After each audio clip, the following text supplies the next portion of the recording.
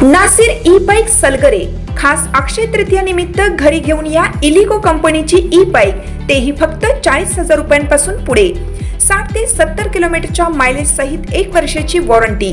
खास अक्षय तृतीया निमित्त 4 ते 5,000 रुपयांचा भरघोस डिस्काउंट सोबत प्रत्येक बाईकवरती 1999चा ब्लूटूथ हेडफोन फ्री व एक लकी ड्रॉ कूपन। आमच्याकडे उधारी सुरू आहे। बजाज फायनान्सची ही सोय।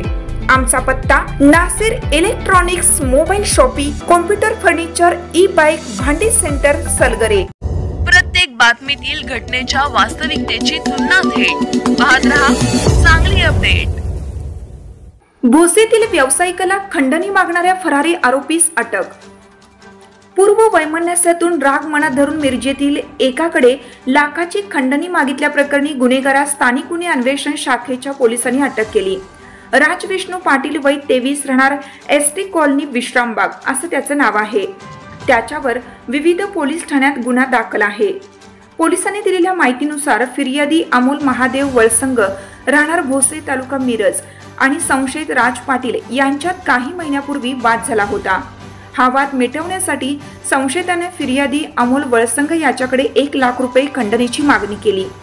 तसेच संशयित राज पाटील आणि अन्य 3 अनोळखी जणांनी वळसंग याचे फॅब्रिकेशन दुकानाच्या शटरचा पत्रा उचकटून त्याचे नुकसान केले होतं। याबाबत मिरज ग्रामीण पोलीस ठाण्यात दिनांक 19 एप्रिल रोजी गुन्हा दाखल करण्यात आला होता। घटना घडल्यापासून संशयित राज पाटील हा पसार झाला होता।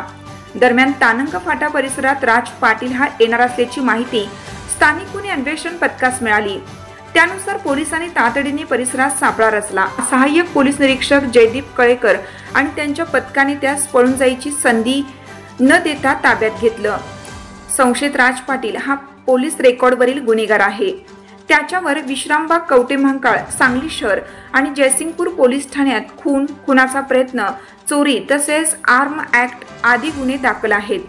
सदरच्या कारवाईत पोलीस कर्मचारी अनिल ऐनापुरे, संजय पाटील, संकेत कानडे, इम्रान मुल्ला, अभिजित ठाणेकर आदी सहभागी होते।